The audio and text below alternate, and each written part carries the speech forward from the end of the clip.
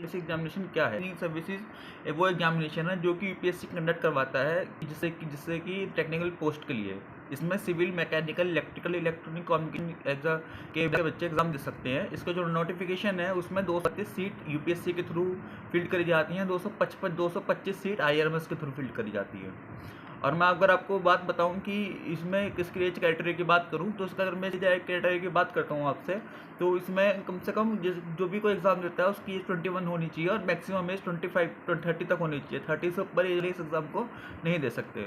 जो ministry of railway की बात करूँ तो आईआरएमएस सिविल का होता है, आईआरएमएस मैकेनिकल का होता है, आईआरएमएस इलेक्ट्रिकल का होता है, आईआरएमएस सिग्नल टेलीकम्युनिकेशन का होता है, आईआरएमएस स्टोर का होता है।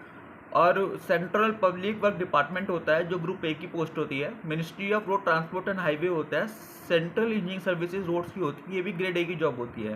Ministry of communication department of telecommunication होता है, ये भी ग्रुप ए की जॉब होती है। मिनिस्ट्री ऑफ डिफेंस प्रोडक्शन होता है, ये भी डिफेंस ऑटोनॉमिकल क्वालिटी एश्योरेंस सर्विसेज होते हैं, ये भी ग्रेड ए की जॉब होती है। Ministry of service technology department service technology की ग्रेड ए जॉब की होती है। Ministry of Indian enterprises development services की होती है। बोर्ड रोड्स एग्जामिनेशन ऑर्गेनाइजेशन, ये भी ग्रेड ए की जॉब होती है। इंडियन नेवी है, ये भी अच्छी जॉब मानी जाती है। मिनिस्ट्री मिनिस्ट्री इंजीनियरिंग सर्विसेज के बारे में अच्छी जॉब है। सेंट्रल इलेक्ट्रिकल अथॉरिटी, ये भी ग्रेड ए की जॉब है।